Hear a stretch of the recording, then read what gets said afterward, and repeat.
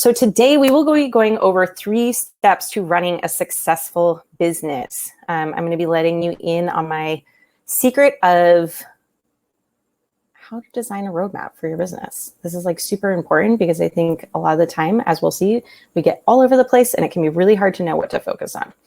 So before we dive in, if you can just take a second to turn off your phones, close out other tabs, turn on your please do not disturb.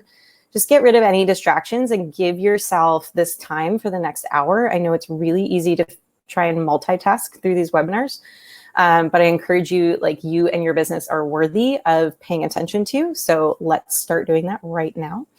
And then secondly, as you saw, I'll be asking you questions throughout our time together. So make sure you throw those answers in the chat box. That's super helpful. All right, so a little bit about me. I know some of you, this is our first time meeting, so I like to just dive in a little bit about myself. I am a business and mindset coach, and I specialize in helping women specifically take up space in the world and play big in their businesses. I love teaching women how to use their business as a catalyst for the life they want to lead. And we'll talk a little bit more about what I mean by that.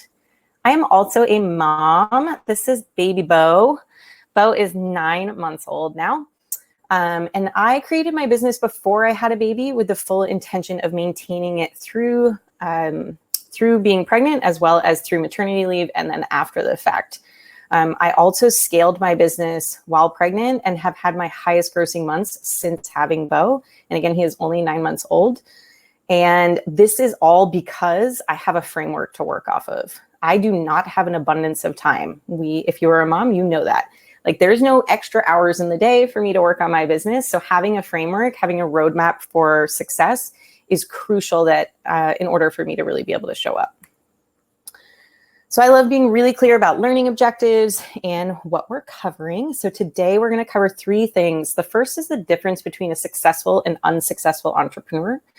This is a really great place for us to kind of check in and do some self-reflection on, like, which of these 2 buckets am I currently falling into? And maybe if you're new to business and you're new to a side hustle, really being strategic and purposeful about how you're going to build that business so you're not falling into the latter of those 2 buckets.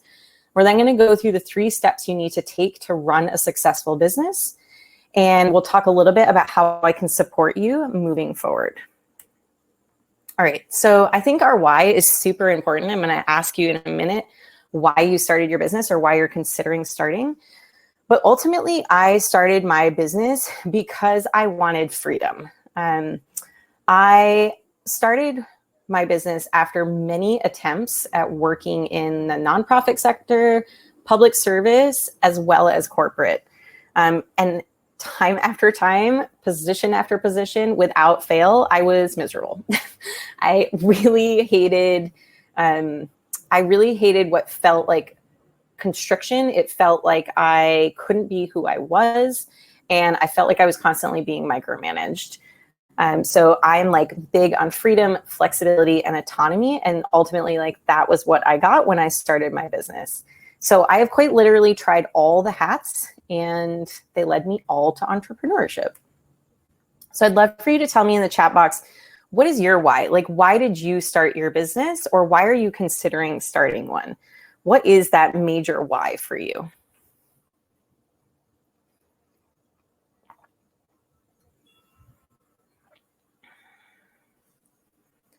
For some of us, it's like financials. For some of us, it's, like wanting to write your own schedule. Sometimes it's like the topic matter. It's like we're just so stinking passionate about it. We can't imagine doing anything else. Tell me a little bit about why you do what you do, or why you are attempting to do what you do. Jennifer says, I saw my family and friends make serious financial mistakes, and I really wanted to help others avoid those mistakes. Love that, Jennifer.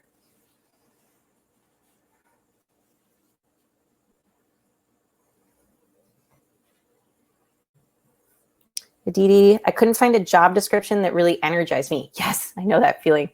So I decided to create my own role doing exactly what I wanted to do with the type of people I wanted to work with. Yep. In my past, I did career coaching, and this was something we worked on a lot, was like writing your own job description. So like, what is it that really is in alignment with your strengths that you really want to do? And I argue we do the same exact thing in business. What else? What are your deep whys? Alex says, my business allows for more creative freedom and being able to choose clients that I believe in their mission. Yeah, I love that. You get to pick who you want to hang out with. That's fun. Leah says, had serious burnout in my former career, found that when I was most successful in my old career, I was also the most unhappy. Ooh, yeah, that's a good one. I've been volunteering with rescue and fostering for a long time. I found I was most joyful and at peace in the woods. Same. I miss the words so much. Helping pups be their best, most wild selves. I knew that's what I was supposed to be doing. I love that. Gina says, my own experiences in my 9-to-5 working on teams that are always understaffed, under-resourced, you know that feeling, knowing that other orgs need that writing content support, and I want to provide that service outside my immediate 9-to-5 that covers topics outside of education. Yeah, something energizing and exciting, right? So many of us are looking for like, and I think this is like, well, actually, we're going to jump into this next, but this is a huge part of why many of us start our businesses is because of passion, right? Like we have a drive and a passion and a desire to see something come to fruition, to see some sort of change, to see some sort of transformation. So he says, I got a dream job and it has been overwhelming. Oh, underwhelming. Yeah. That is like something that happened to me, I would say with every position. I like thought for a long time I really wanted to run for office. And so I did a whole year-long training program to run for office. And at the end, I was so underwhelmed. I was like, this is not what I wanted to do. No, I know that feeling. And he says, unfulfilled and drained working in health field. Yeah, I wanted to gain financial freedom, being able to live abroad and travel, flexibility, and supporting women heal and grow. Flexibility has always been a huge, like really high on my needs list. Megan says, I want to take my favorite aspects of my job and my strengths to build something on my own way. I want to manage my own time and calendar and maximize my earning potential for myself versus my boss. Yeah, that was something, Megan, that was something that came up for me. I worked in like women's health for a while for a health consortium here in Jersey. And I got so frustrated because I was like, I have this great idea and here's the way I want to do it. And every time I was met with like, well, that's not the way we do it. And I was like, yeah, so like, but it's a really cool idea. Like, why not try it?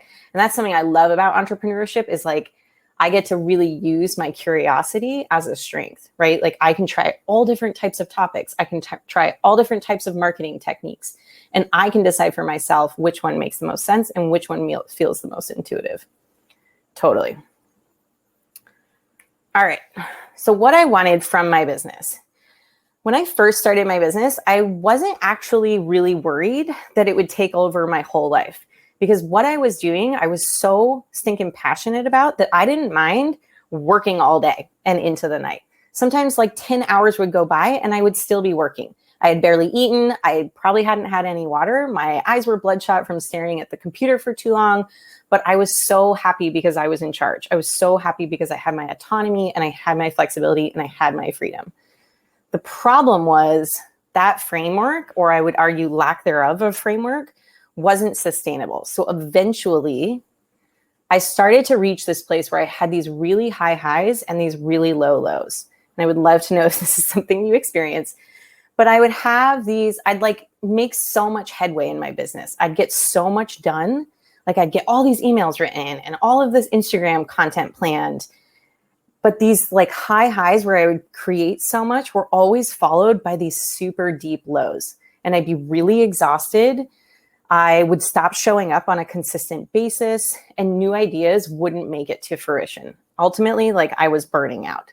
And I knew that I really needed a better way to handle my business.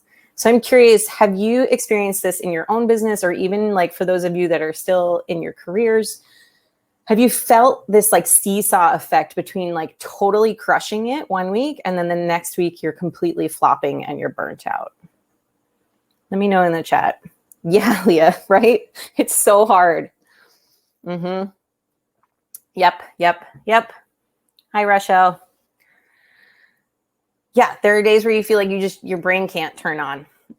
Yeah, and sometimes within the same week, Gina, I would agree with that 100%. It can even be the same day. I'll be like off like a rocket ship from like 8 to 12, like 8 a.m. to 12 p.m. And then I'm like, okay, I'm done. I can't do anything else. Yeah, totally. All right. So I figured out pretty quickly that there had to be a better way because I saw other folks who seemed to be really successful and also didn't seem like they were killing themselves trying to run a business. So within the first year of starting my business, I knew that I really needed some help. And once I found out that I was pregnant, and I experienced the first trimester where I was so unbelievably sick, I could not even look at a computer. I could only work on the computer between 4 p.m. and like 7 p.m. That was the only time I could, for some reason, like handle staring at a screen. It became like blaringly clear to me that I needed to come up with some other way to execute in my business. Otherwise, I wasn't going to make it. Like I was just going to flatline and I was going to have to close the business down.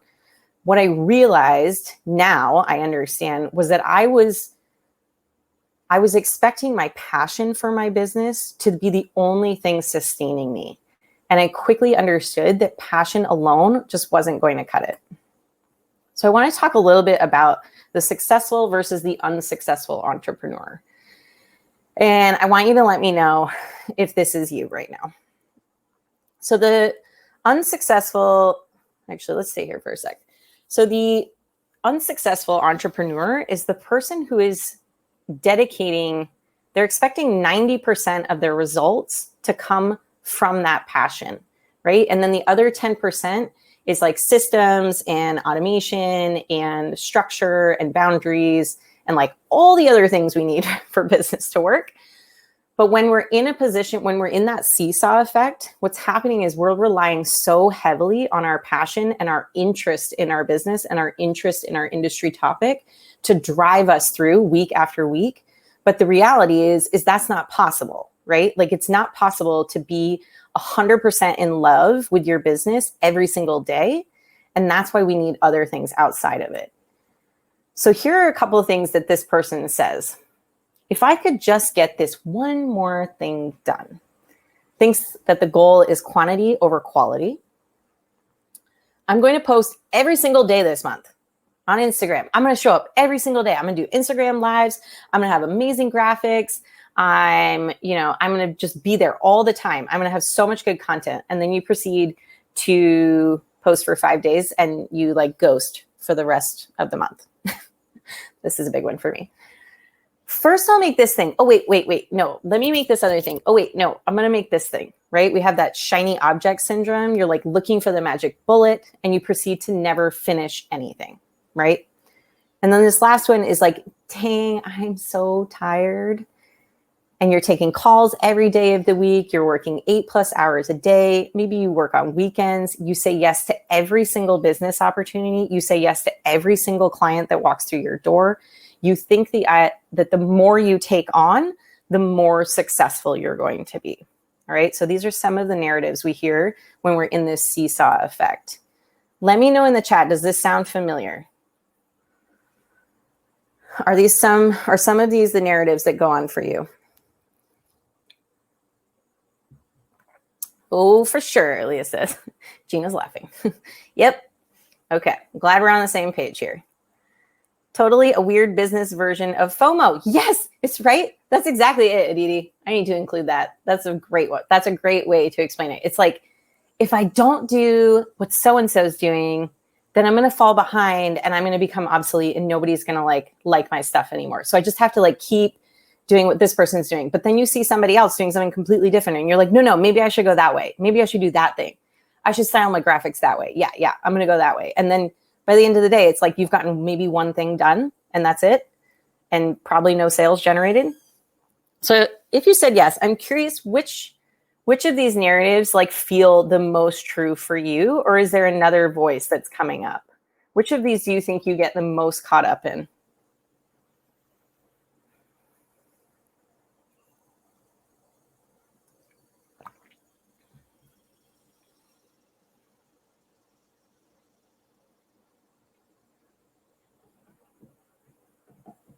Magic bullet, yeah. Rochelle says, I always feel tired, but I'm not even sure you're doing that much. Yeah, I know that feeling. Gina, dabbling in a bunch of stuff without finishing anything. Yep. Aditi, you hate saying no to things. That used to be me. I call myself an ex-people pleaser. Alex said, first I'll make this one thing, then the other thing. Yep, totally. I've done all these things, and you will probably have all these things in you at some point in the other. All right. So when we rely solely on passion to propel our business, we will inevitably fall flat. I can guarantee this will happen. And I've seen it 1,000 times with almost every entrepreneur I've met. And the reason that is like I said before, our passion is not consistent day after day, all day long. It can't be. It's almost like, have you ever heard that expression where like, you wouldn't be able to know what feeling happy is if you never felt sad, right? Like if we stayed this high all the time, it would mean nothing. It's the same feeling. So like if we were like 100% jazzed and 100% driven, full of passion every single day, it would just become the norm. It wouldn't be passion anymore. So we have to have these ebbs, these highs and lows. But what isn't happening is we need systems and structure to support those lows. So on the days when you don't feel like showing up, you don't have to. Something is already put into place that's delivering on your behalf. Does that make sense? Let me know in the chat.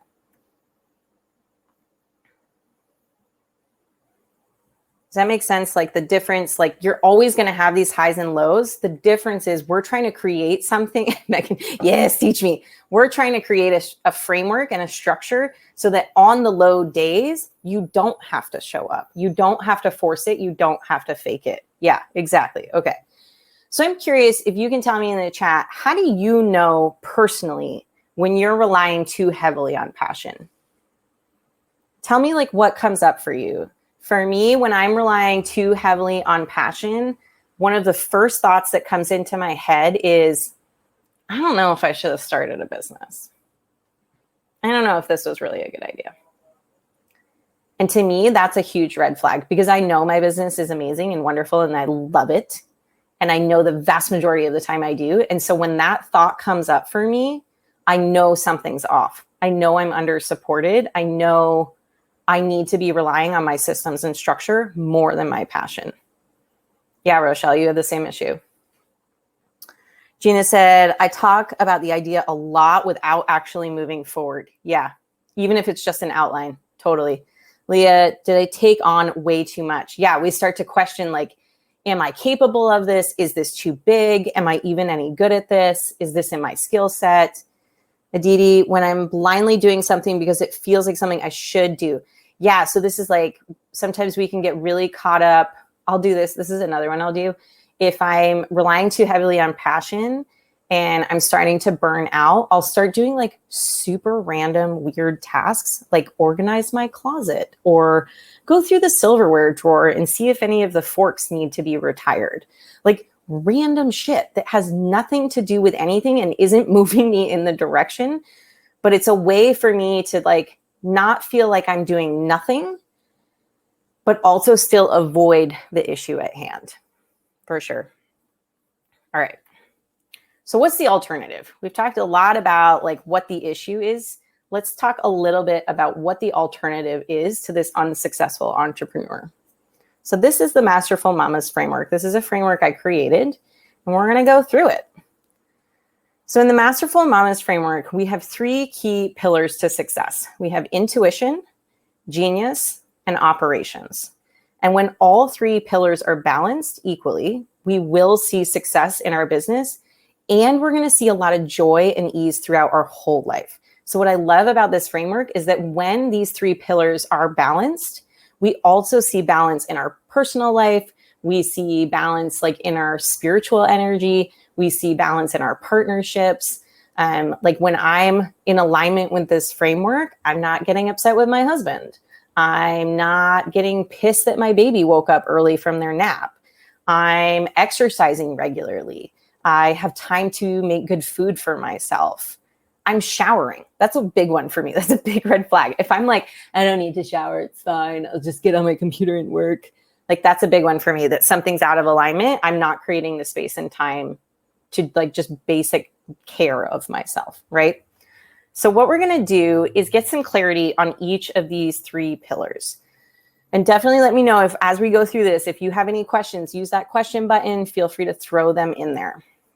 So our first pillar is intuition. And I would argue that this is probably my favorite pillar. I think this one is the most fun to me because I love this idea that each and every one of us has a deep innate wisdom that like we're just born with, right? Like it's innate, it's already in you and there's nothing you have to do to create it. This is the best part because you don't have to go find this thing. You don't have to pay for it. And you don't have to have someone teach you how to like use it even, right? It's your intuition. It's already inside you. And so as the CEO of your business, and this is a term that many women I see struggle with, you are the CEO of your business. So start embodying that. As the CEO of your business, it's time to use one of your greatest assets to its fullest. Your intuition is what inspired you to start your business to begin with, and we can actually use that to propel your growth. So you need to learn how to find your deep wisdom. So this is our first step, is discovering our deep wisdom. First, we have to figure out like, who is that intuition? Like, what is that for me? What is that voice? What does she say? What does she show up like? What actions does she take? How does she navigate the world? How does she receive compliments? How does she receive criticism? Right? So like we're getting really in tune with this like inner mentor inside of us. The second step is embodying our strengths. How many of you have done the Clifton Strengths Finder? Let me know in the chat.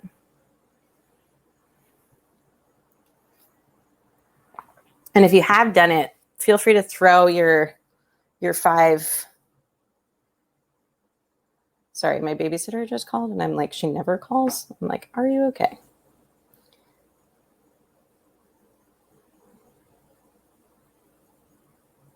Oh, we're fine. Okay. If you've done your Clifton Strengths, sorry about that. If you've done your Clifton Strengths, I'd love for you to throw them in the chat if you know them off the top of your head. And just let me know if you've even heard of your Clifton Strengths at all. For those of you that have not, your Clifton Strengths is like it's 34 different strengths that have been identified. And after you take this test, you have an idea. It'll tell you exactly what your top 5 are and your top 10. And the way I coach is to lead in business through those top 5 strengths. So whenever we're in alignment with our strengths, what we're naturally good at, it's going to be super easy for us to show up in our business. What happens a lot of the time, especially as solopreneurs, so if you're the only person in your business, you're asked to wear at least 5 different hats. And those 5 hats might not all be in your strengths. Jennifer, yeah, your woo, communication, positivity. I know you've got some relationship builder ones in there. So when we are forced to do roles in our business that are not directly in alignment with our strengths, we often will meet a good deal of friction. And you might experience this. I actually experienced this weekend. So I'll tell you a little story. I had to make this slide deck for our session today, right? And I was like so jazzed, so excited for this webinar. I'm like thinking of all the things I want to say, all the things I want to talk about. And like the time is ticking by that I have to create this slide deck. Y'all, I made this slide deck yesterday and today because execution is at the very bottom of my list of strengths. What I'm really good at is showing up and speaking. I'm really good at making like deep personal connections with people. What I'm not good at is like executing on small tasks. So things like writing emails, sending follow-up. Let me know in the chat if this is you as well. I'm also like, it's very hard for me to do kind of like what I would interpret as a little bit more busy work. It's really, yeah, I mean, it's so hard for me to do that work. Whereas there are some folks who like execution is really high on their strengths. And so for them, sitting down and plowing through work is like easy peasy. That's what they do. And they're not excited about getting up in front of a group and speaking. They'd be like, no, thank you. Like, that sounds like no fun at all. I would rather like write 15 emails than have to get up and speak, right? So we all have different strengths. What's important is understanding, Leah, yeah, that's you. You can chit chat and build relationships all day, but anything minor is super daunting. Yeah. Yep. Alex, you execute all day. Yeah. Aditi loves getting shit done. Yeah. So we all have different strengths. And what's cool about the Clifton Strengths Finder is it helps you understand which strengths are yours so that you can either then prepare to create systems and structure for your weaknesses, or you can hire for your weaknesses. And we'll talk a little bit more about that as we move through the framework. But this is what's so important about this section, is that like once you understand those strengths, you can truly own them, and then you can pivot your business to show up that way, right? So like, I don't bother with writing blog posts because I know that's never going to be fun for me. What I love doing is webinars. So I show up here, I show up live, and I talk because that's the easiest way for me to get my message out. If there was only one way to do business and I had to do it writing, it would be so hard for me and I probably wouldn't be successful. All right, so the third part here is defining your boundaries. So in this section, we work all on writing your ideal weekly calendar. We come up with the boundaries that you want to set around your work time as well as with your relationships. And we also talk about boundaries like with your kiddos. We had this experience this weekend. Bo was getting like super clingy and he was climbing all over my body. And I was like, I'm just getting really touched out. And so I put him down on the ground and I said, I'm not going to let you climb on me right now. I'm sorry. I know you want to do that. And I walked away and I tapped someone else in to take care of him. Right? So like simple boundaries like that, if I cannot institute those boundaries, it's going to be incredibly hard, if not impossible, for me to say no in my business, to set boundaries around my time. I only take client calls 2 days a week. I am not willing to take client calls every day of the week. That's okay, right? Like that's good for my health. So in our intuition bucket, we're looking at figuring out your deep wisdom and connecting to that voice, embodying our strengths, understanding what you're truly good at and only working there, and then defining your boundaries. So creating some boundaries around your time, your energy, and everything you have to offer. So let me know. Oh, sorry. So these are some questions that I want you to think about when we're asking ourselves about whether or not this pillar is really aligned for me. Do I feel passionate about the work I'm doing? Does my work feel easy and joyful? Am I taking appropriate risks in my business and life, right? We can't be risk averse as entrepreneurs. You have to take risk, appropriate risk, but you have to take risk. Is my energy for the most part steady and stable? What is my relationship with success, money, and fame? How are my strengths being optimized in my business? Does my work have purpose? And how is my work empowering others? How does my work affect the world? So let me know in the chat on a scale of 1 to 5, 1 being not at all and 5 being completely aligned. How aligned do you feel with the pillar of intuition just right now today showing up? And let me know why, if you can. Leah, you feel like a 4? That's awesome.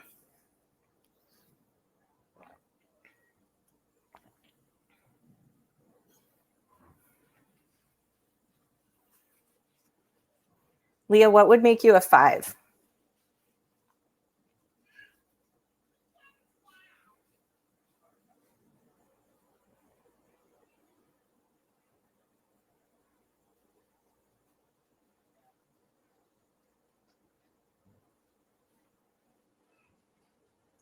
Go back to the last slide. Yep, you bet.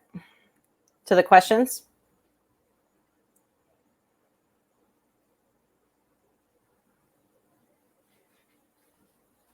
Gina, you said 3. Definitely can do some deep wisdom work and figuring out what your strengths are. Yeah, that's a great space to start. There's a reason that we start with this pillar, right? Because everything else we're going to talk about is going to build off this pillar.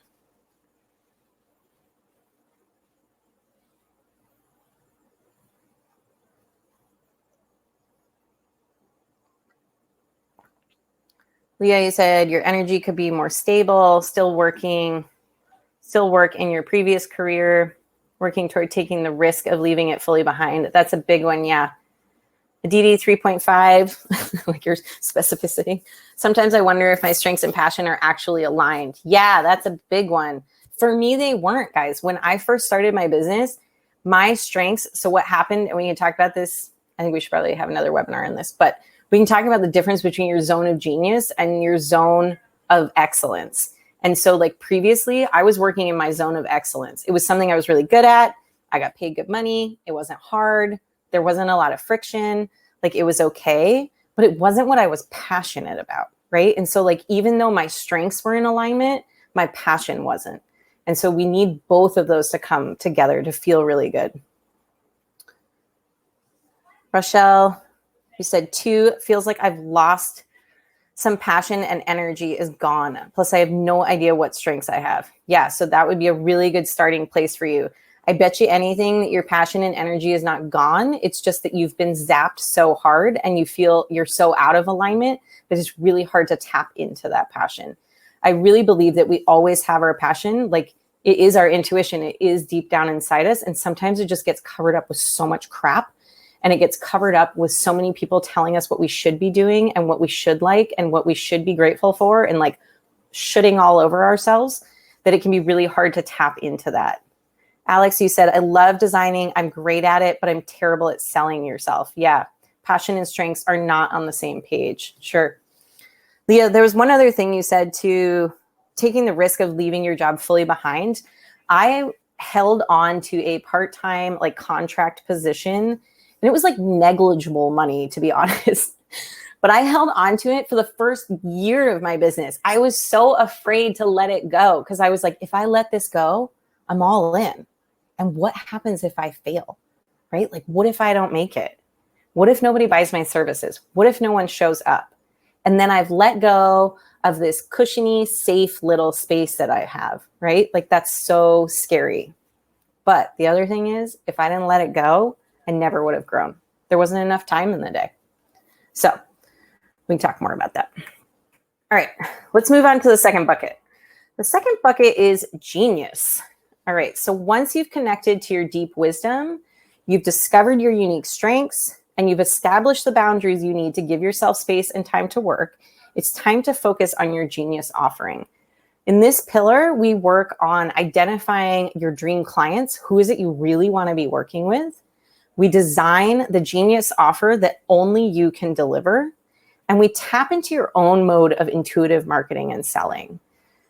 We've been taught that and let me know in the chat if you feel this is true, but at least for me, I felt like I was taught over and over again that there was only like a small handful of ways to market and sell. And I hated all of them. I did not like the way it felt. I am not down with like the scare tactics. I don't like when it's like, you only have 24 hours to sign up. Otherwise, this opportunity is gone forever. Like, to me, I'm like, that's a lie. First of all, like, that's not true. I know you're going to sell this program again. And it creates this false sense of urgency that made me feel sick to my stomach. I was like, I don't even want to enroll in your program if that's the case, right? So in this bucket, we're really looking at like, who do we want to be working with? Who do we want to be selling to? What transformation are we promising, right? So like, whenever we look at our offer, whether it's a product, a service, or anything in between, we are looking at taking our dream client from point A to point B, right? Point A is them miserable, frustrated, poor, hungry, like whatever the issue is, right? And over here, that issue has been resolved. Our offer is that transformation that takes them between the two. And so what we're looking at is, what is that transformation? What are you promising is going to happen by working with you?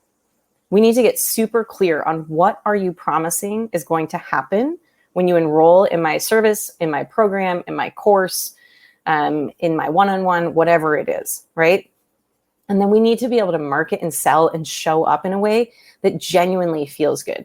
So I want to come back to your comment, Alex, when you said that you are terrible at selling yourself. I would love to challenge that the reason you feel this way is because you're not selling in a way that is in alignment with your strengths, right? So for me, if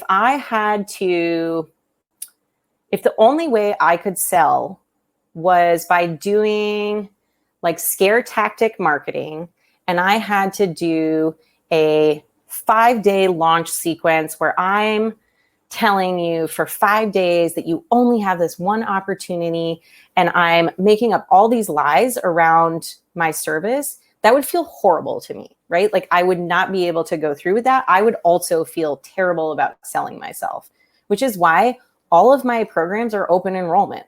You can sign up whenever you want. I'm not going to pressure you into signing up. I'm not going to tell you there are limited seats available. I will make space for you if you're a good fit. You can sign up anytime you want, because that's what feels good to me. I don't want you to feel pressured, right? Like, because I don't like feeling pressured. So when I can pivot my services to be coming from a place of my intuition, when I can sell from my deep wisdom, like, then it's going to feel easy. I'm going to feel like it's going to feel easy for me to show up and sell. Let me know in the comments if that makes sense. Have you like also been told that there's like only one way to market and sell?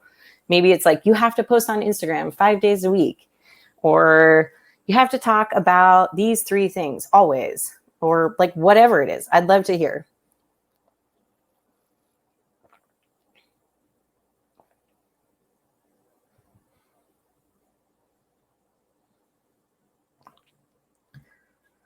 I get so jazzed about this stuff.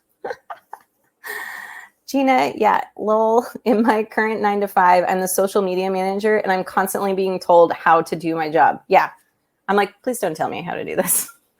Like, let me find my own way. There's a difference between like, obviously, like I spend a lot of time researching marketing and sales techniques and like how to have a really like high conversion sales call. Like those things matter, right? Because I love sales calls. Sales calls work well for me. I like being able to talk. I like being able to see the person's face. But they don't work for everybody. I have one client who hates sales calls. It's her least favorite thing to do. And so she actually sells through the DMs on Instagram. She'll do voice memos and she'll text with the person. And she has converted almost all of her clients through Instagram. Like that's what works for her. Alex, you said, I find that I have a hard time closing clients. Business owners are never convinced that design can improve their business, as insane as that sounds. Yeah. So it's possible, Alex, that what we need to work on is getting really clear on what that transformation is that you're promising. If our product is not clear, if it's not clear what I get by signing on with you, then I'm not going to be an automatic yes, right? You need to convince me that this is in my best interest and that this is the transformation that I need, right? We know that our business is amazing. We know that the service that we're offering is going to change your life, but we also have to be able to articulate that. Jen, you said, I also have a hard time with friends and often give away advice for free. Yep. I used to do that and still, I've gotten much better at it. There are certain people that I'm like willing to do can I pick your brain phone call, right? That's what I call them.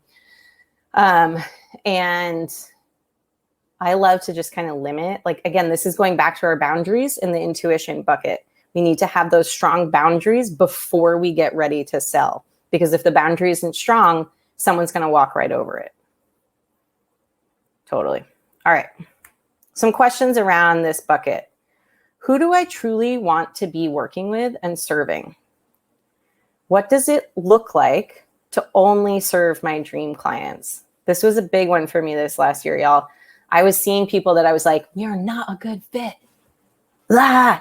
Get away, stop finding me, right? We need to know, what does it look like if I'm only serving the people I really want to be showing up with? Who do I need to be to let go of old ways of marketing? How do I align my strengths with my genius offer? What is the transformation I'm promising? What kind of selling leaves me energized? When I leave a sales call, I feel like I'm like buzzing. I'm like, yeah, that was so fun. What kind of content feels fun and easy for you to create? All right. So let me know in the chat on a scale of 1 to 5, 1 being not at all and 5 being totally aligned. How aligned do you feel with the pillar of genius? And I'll go back so you can see the questions again.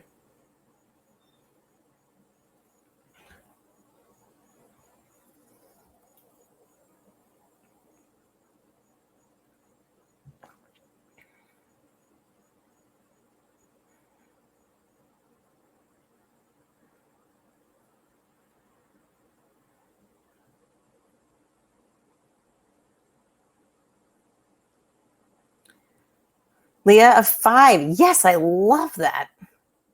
And you got some sweet, sweet help from Becca. I love it. Becca's good at this stuff. This is like this is Becca's zone of genius, right? Branding, for sure. Gina, maybe a 3, still in baby stages of figuring this out. Yeah, totally. Figuring out like what your flagship offer is can be tricky sometimes. A lot of the time we have to like I'm 2.5 years into business and I'm just figuring out like truly what my flagship is, because for a long time it was one-on-one services, and we can talk about why one-on-one services can't be your flagship, but ultimately like they're not scalable. So our flagship offer always needs to be something that's scalable. It needs to be something that can forever perpetually grow without us being like the center of it. Aditi, you said 3, trying to figure out the truth versus the narrative I've told myself, for sure. Leah, I was selling to dogs and not their humans. Yes, that would not work. The dogs don't really have much of a say in this, I'm sure. Yeah, yep. That totally makes sense to me. All right, cool. Let's move on.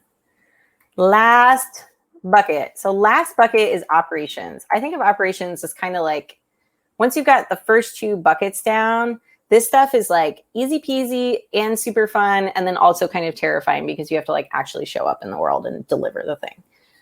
So we're in a constant state of flow with our deep wisdom. We've figured out our dream clients. We know what we sell. We know how to sell it. Now it's time to scale and grow. And so we can talk a little bit more about that flagship comment that I made. In the operations pillar, we're focused on bringing in automations so our business can run without us, and we can get paid while we sleep and while we're on vacation. We're also focused on gaining visibility here and being seen as industry experts. And last but not least, we're looking to grow our team. So I'm looking at you, solopreneurs. We are all looking to grow our team. If hiring is not part of your goals, and it doesn't need to be this quarter, it doesn't even need to be this year, but if it is not part of your future planning, then we have a huge problem.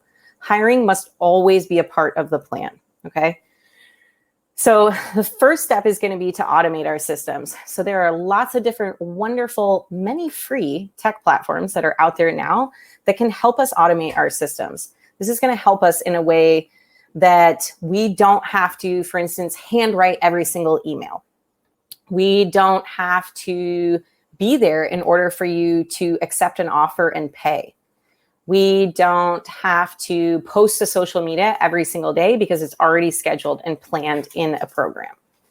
We don't have to, we don't have to turn off like a funnel on our sales page, right? Like if there's a countdown going for our sales page to like get access to a certain bonus, we don't have to manually turn it off. It just automatically does, right? So these are all different places that we can automate so that we can start to pull ourselves out of the business and let the systems run it for us.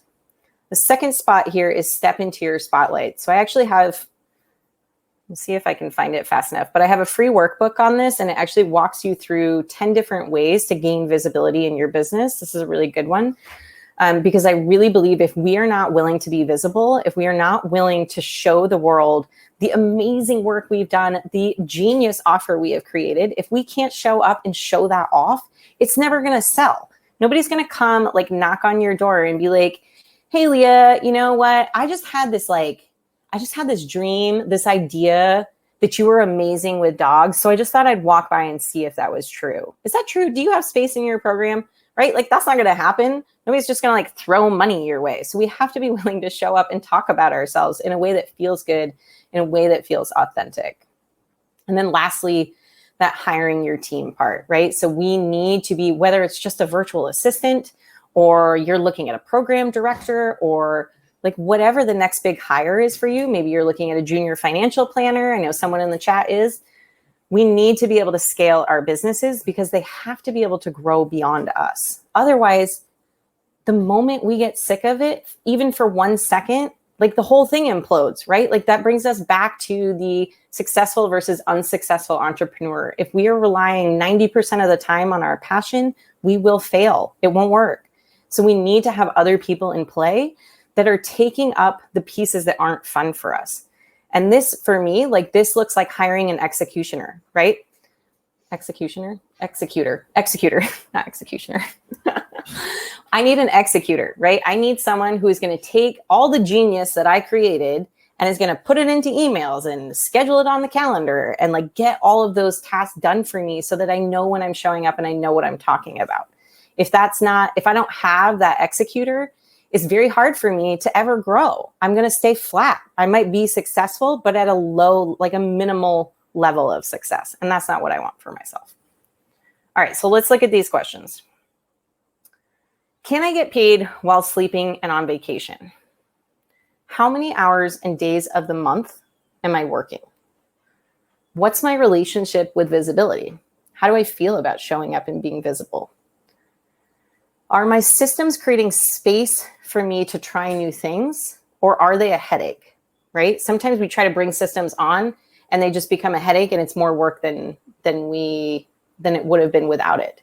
That's not a good system. Our systems should create a lot of space for us so like, for instance, because of my systems, I get to take all of Monday and Friday off and I just do whatever I want. I do whatever feels good to me on those days.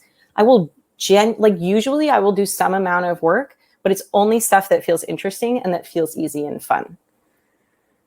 Can people navigate my website with ease and joy? This is a big one. If I cannot figure out how to pay you, if I cannot figure out what your services are on your website, like that's going to be a huge roadblock, right? Like I'm not going to want to enroll in whatever you're offering. And that's not because your offer isn't good. It's because it's not easy to get to.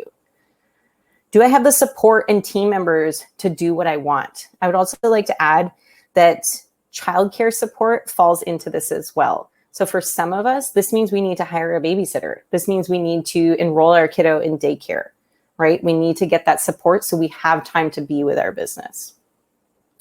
And what is my internal narrative around technology? For a really long time, I told myself I was terrible at tech. I was like, I'm awful at tech. I can't build a website. I can't run a webinar. Like, because I can't do tech, my business is just going to be like this teeny tiny small little business. And that's it. I'm not going to go anywhere because I'm bad at tech. Well, clearly that was false. That's not true. I'm great at tech. All right. So tell me in the chat, on a scale of 1 to 5, 1 being not at all and 5 being totally aligned, how do you feel with the pillar of operations? And I'll bring us back to these questions.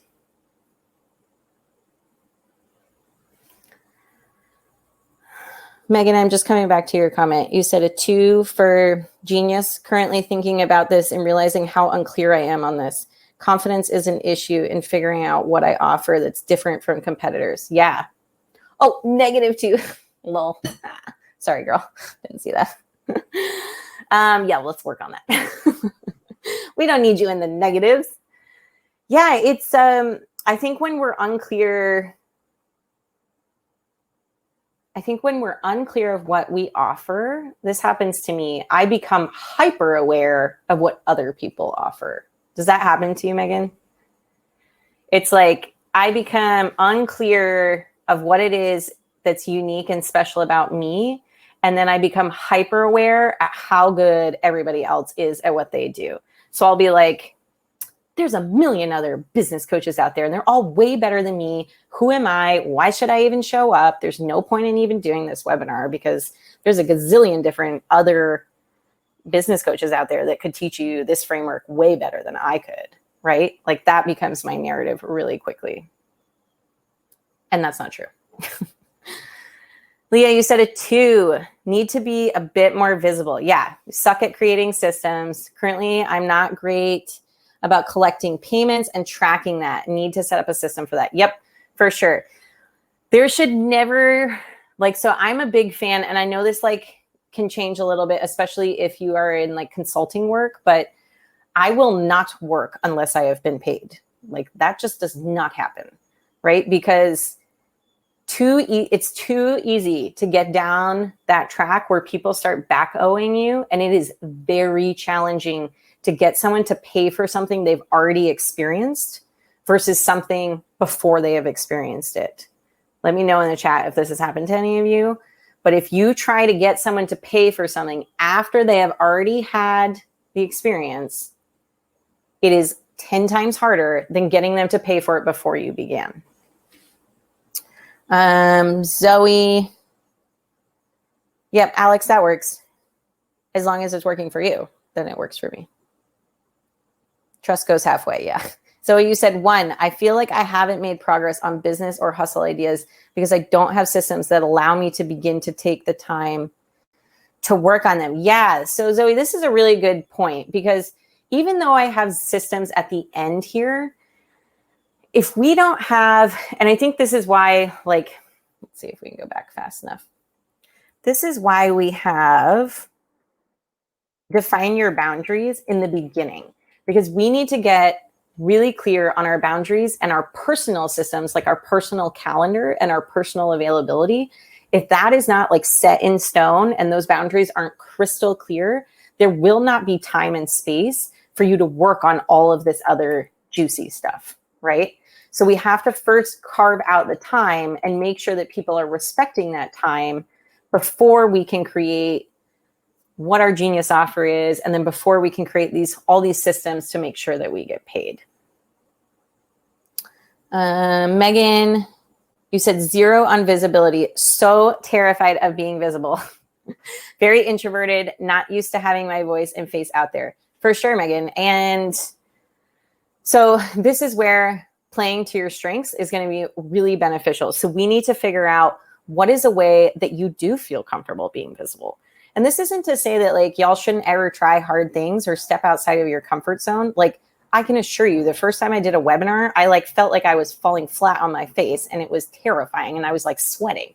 Like, of course, the first time we like learn a new skill, it's like there's a learning curve and it's a little bit hard. And then hopefully we find a place where we like find our flow and we're really comfortable doing what we're doing. That being said, if something like makes you want to throw up all the time, I'm trying to think of something for me. Like, oh, course creation. I don't like creating courses. I tried so hard last year. I was like, this is the answer. I'm going to create courses, like DIY courses. I hated selling them. It wasn't fun to me because I didn't get to engage with the person. And I knew like courses are just like, maybe I'll have them eventually in the future, but like, it's not fun for me if I don't get to like see your face and talk to you and interact with you and help you troubleshoot when you get stuck. If I just create a product and I just hand it off to you and you're on your own, for me, there's no win there. There's no reward. And like, I'm being totally selfish. Like, that's just about me. I know some people love DIY courses, but like, I want to engage with you. And so if I'm trying to do visibility in a way that's not in alignment with my strengths, it's not going to be fun. And I'm going to feel like, this is so much work. It's such a hassle. And I'm not going to want to show up. So Megan, we just need to figure out like what feels good for you when it comes to visibility. Rochelle, you said 2. Tell me a little bit more about that. Aditi, 4, I love systems. I'm all about doing this efficiently and effectively, but I am guilty of selling myself short. Yes, right? The visibility still plays a role here. Rochelle, you said, after feeling like you flopped, it's so hard to get back on and do it again. Yeah. One of my answers to this, Rochelle, is to be really honest. And so like, I think after my first webinar, I did like a live Instagram or like a talking head video on my stories. And I was like, oh my God, that went so bad. Like that did not go the way I wanted it to go. And I was just really honest and I owned it. I was like, I can't wait to try this again because that did not go well. Right? Like if we are honest and humble, like people can connect with that. You can connect with that. You know how hard it is. You know how shitty it feels when you flop. Like we all have flopped before. And so like, just be honest that like, this is hard and you're navigating something new and you're trying something new. It doesn't undermine your expertise by any means. Megan, you said, I love doing phone calls, love interacting with people one-on-one. Or in small groups, not great at doing live things, terrified of public speaking. So then you don't need to public speak, Megan. We could either pre-record your videos so that you're just talking to yourself. You can also just do small group type things. You don't have to like get up on a stage in front of everybody. So that's great. We got this. You say that I did an Instagram live a few months ago with my boss and I was so proud of myself for doing it. I found it easier than I expected. Not sure how to muster that again. A lot of this is definitely like just practice. So like I had a discovery call a couple weeks ago and I hadn't had one in like maybe a month because I wasn't taking any. And I definitely felt like I was like choppy in the call. I was like, this feels awkward. And I'm like, right? So like the more often we do it, the easier it's going to feel, no matter what the skill is. All right. We did have one question. I just want to make sure. Oh, good question. Leah, I'm going to address your question at the end because that's a great question. Yeah, totally, Megan. All right, keep going. Here we go. We're almost done. All right, so tell me in the chat, which pillar do you think you're lacking in the most right now? Which one is sticking out to you the most? Operations. Operations. Genius, operations, and genius. Yep. I love that y'all are like tapped into your intuition. That's great. That's a hard place for many people. But I do think it's a little bit easier of a space for entrepreneurs because usually that's why you got started, right? Is because of your intuition in some respect. All right. So I want to talk a little bit about the risk and the reward of taking action or not taking action after this webinar. So what are the risks if you do not take any action on everything you just learned today? Your risks are becoming irrelevant, having a confusing brand, and confused prospects will not buy, lackluster results for clients, resulting in minimal impact and income, being a copy versus being an original, shiny object syndrome, like we talked in the beginning, always wondering, what should I be focused on? What should I be writing about? What should I be doing to grow? Struggling to sell your stuff, and being indistinguishable from the competition. All of these things make me feel yucky in my stomach. I don't know about you. So what's the reward if you take action after this webinar today? You're going to be able to distill your entire business into a simple framework, just like the one I've created here. You're going to have a well-known brand with clear messaging. You're going to be able to attract your dream clients, the ones who actually get amazing results and are fun to work with. So that's the thing about working with our dream clients. When we don't work with our dream clients, when we work with people who are outside of our dream client, they actually get worse results because we're not a great fit. So they're not going to get the results that you had dreamed up for them. We're going to make an impact on our clients' lives, in our industry, as well as in the world.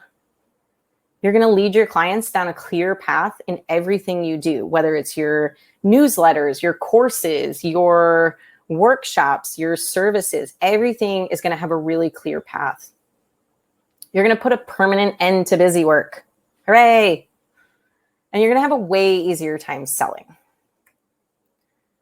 You need all three parts of this framework because if you only have one, you're always going to be at risk for burnout. You're going to be at risk for costly mistakes, doing it all by yourself all the time. Partner resentment, that's a big one that comes up for me when I'm out of alignment.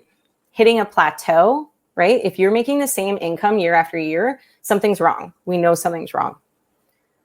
You might miss out on hanging with your family or your littles, and you might end up sabotaging your business.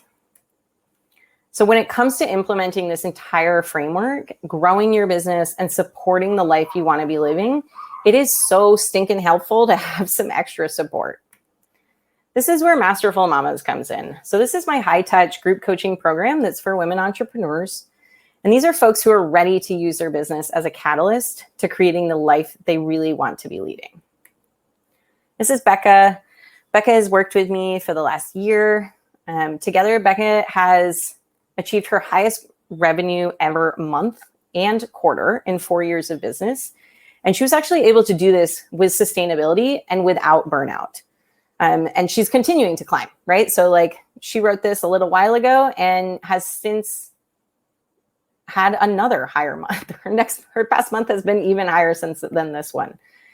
What was really fun about working with Becca is like letting go of guilt when taking time off. So she felt super guilty whenever she took time off in her business because it was just her. And so she'd be like, if I don't work, then nothing happens, right? Like nothing grows, no money is made.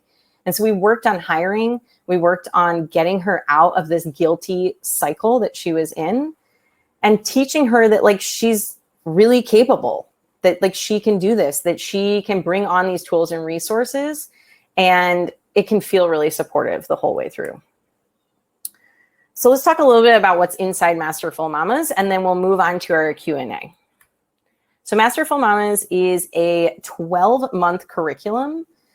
You get full access to this entire curriculum inside the membership site. So we've got a membership site that you go, you get to see all these sweet videos that I've created for you. And you'll have immediate access upon enrolling to Module 1. And Module 1 is all about intuition. It's our whole intuition pillar. So we'll go through all those 3 steps. And within 30 days of beginning, you're going to start on Module 2 and 3. So we do not hold you back. You just need a little bit of time to get yourself adjusted and make sure your mindset is right and make sure you're tapped into that deep wisdom. And then we have you off and running, working on all of your systems, your structure, and your genius offer. You'll have everything you need to fully implement the strategies within the timeline that I've mapped out for you.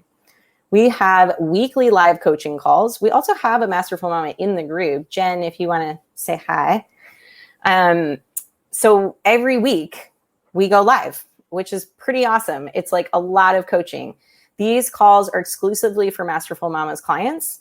You will have an opportunity to get questions answered, receive feedback on your work, coaching on your mindset, and ongoing support to help you crush your goals. What's really cool about these calls is we alternate back and forth between a teaching call and a live Q&A call. So the Q&A calls, you can submit, you have a form that you can submit.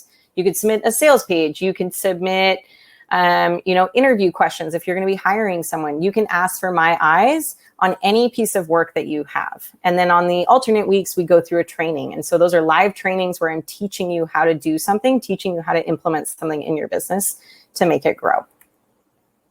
You have access to a private Facebook group where you'll be surrounded by online as well as brick and mortar businesses who are really serious about finding work-life balance and creating a profitable business. We do a daily, bi-weekly, and quarterly planning. So every quarter, we set out 1 to 3 goals that you're going to accomplish in those 90 days. And we get really crystal clear. You go through an extensive questionnaire to figure out what those goals are and how they're going to have impact on your business. And then we accomplish them. It's pretty rad. People are like actually accomplishing the goals. I know a lot of the time we set out to do goals or we set out like New Year's resolutions and then nothing actually happens. Raise your hand if that's you, that's me. But in this group setting and with this level of accountability, you are going to accomplish these 1 to 3 goals every quarter. And when you sign up for the year, you have access to accomplish, like you can accomplish in theory 4 to 12 different goals throughout the course of that whole year, which is can create an enormous amount of momentum in your business. This is Brooke. Brooke was a wonderful client. One of my favorite things about Brooke was she took off 6 months of work and actually traveled all over New Zealand and Australia and came back and got a higher paying job than when she left. So that was pretty cool. So we work a lot on your systems, right? Like we want you to be able to, I have another client who wants to take the whole summer off every summer, right? She's like, I don't want to work on the summers. And I'm like, cool, let's figure out how to make that happen, right? So if you want time off, if you want to be able to travel, if you want to be able to enroll in some other education program or get a degree, like we can figure out how to make that happen with systems and support. So here's the Masterful Mamas roadmap. Thanks, Jen.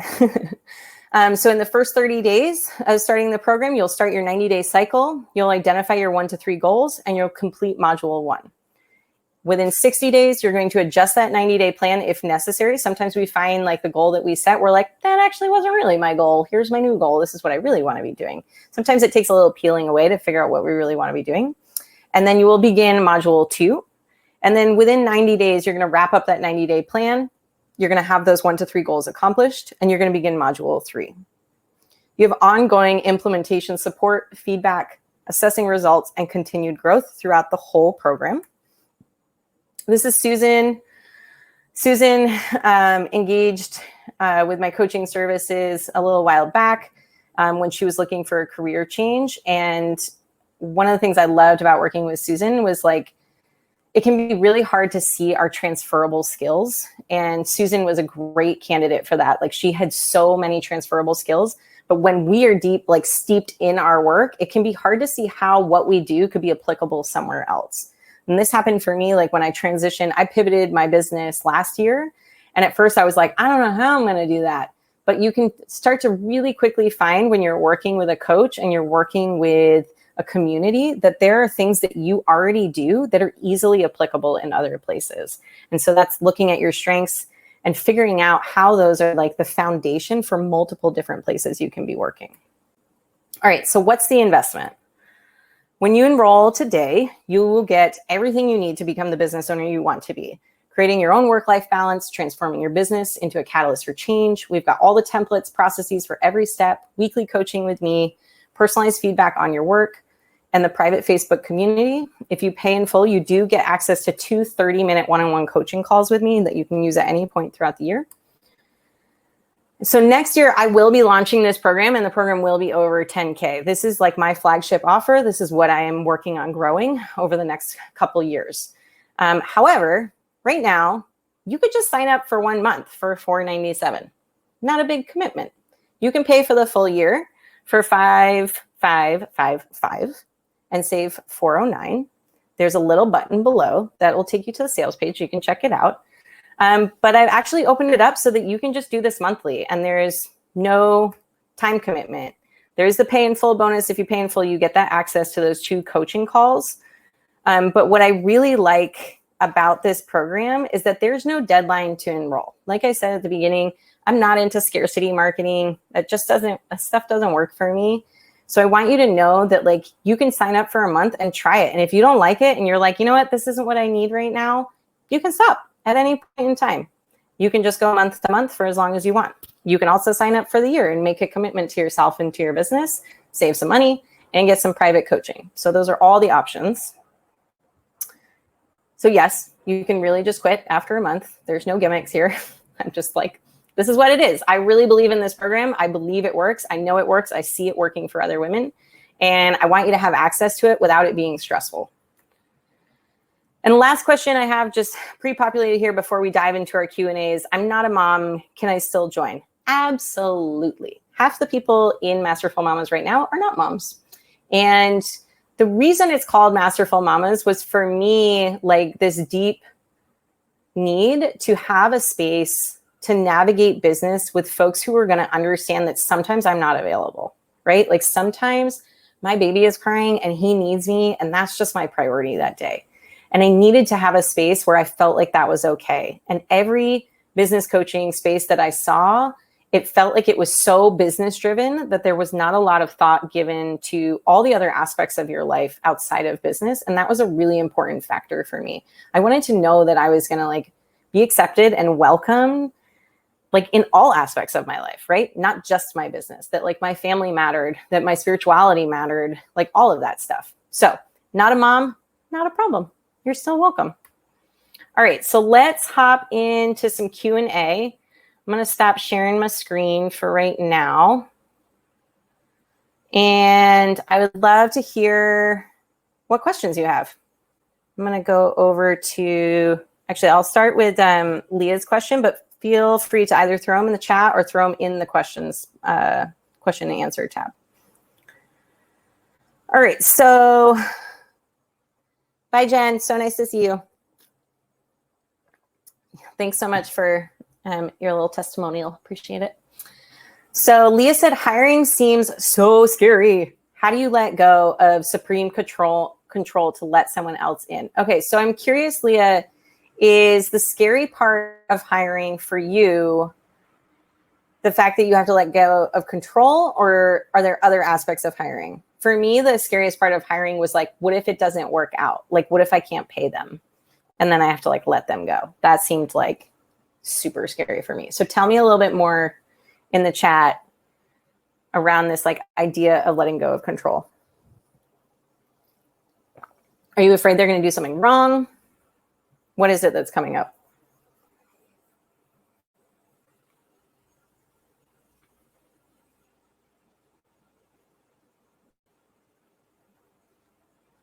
Like, hopefully Leah's still in here. She is. Good. Okay. And any other questions y'all have either about Masterful Mamas, about the framework we went over, just questions in general, side hustlers. I'm sure you have some questions percolating in there. So Leah, you said, it's more, will they do the job as well as I would? Yeah, my heart and soul is in this, and I worry someone else won't be as into it as I am. Yeah, I think this is a really valid concern. And what's great is you are not hiring them to be the CEO. So if you were hiring them to be the CEO, this would be a very, not that your concern is not valid, but that would be a super valid concern if you were hiring them to be like the face of the company, to be the heart and soul of the company, then yeah, I would also be concerned about this question. However, my guess is you are not hiring them to be the face and soul of this company or to run the company. You are hiring them to take over what I'm going to guess is probably your operations, right? So you're hiring them to implement systems, to track payment, to like maybe if you have scheduling, things like that. And those things actually don't require them to love your business as much as you do. I think sometimes as entrepreneurs, we can get a little bit like, for lack of a better word, we can get a little bit up on our high horse that we're like, I'm the only one that can do this as well as I do. And although that is true for your own business, not everything in your business needs to be done with A+ precision. And the reality is they would do better than what you are currently doing now. Is that true, Leah? Because like, if you hired someone to do operations, yeah, they would do better than what you're currently doing. Because what you're currently doing is, I think you rated yourself a 2. So even if they have no heart and soul, even if they don't even like dogs, I bet you that they're going to bring you up from a 2, right? And so we don't need them to love our business the way we do. We need to enjoy working with them for sure. But the goal of, I think sometimes we have an unrealistic expectation, an unrealistic goal that they need to be as passionate and love our business as much as we do. And that's simply not true. You don't need that to happen in order to be successful. Let me know if you have any follow-up questions to that. Aditi says, I have a really hard time saying no to things, personally and professionally. How can I get better at setting boundaries without feeling guilty? Okay, so Aditi, are you saying yes to things in the moment, like right off the bat? Like when someone asks you something, do you feel like you have to say yes or no right there?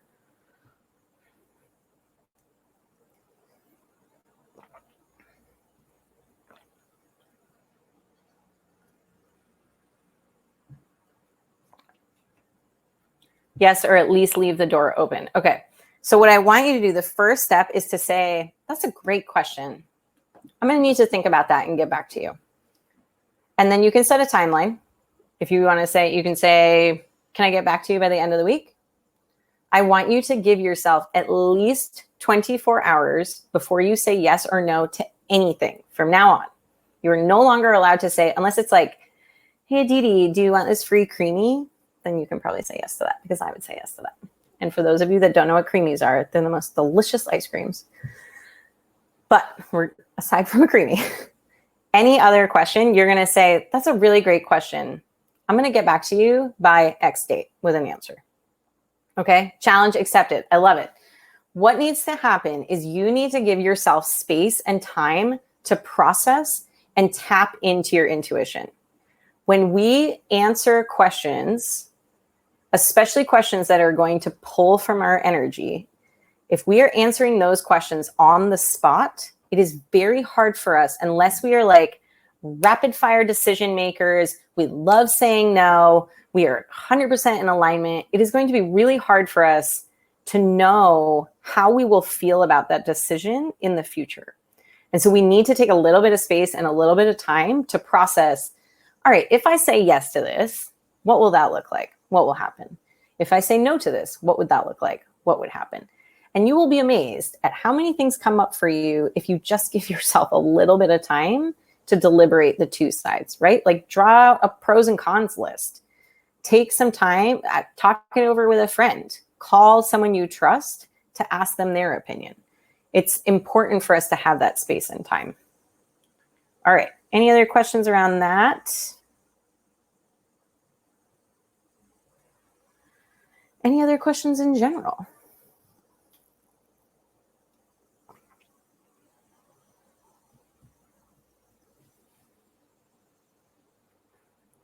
Cool, cool.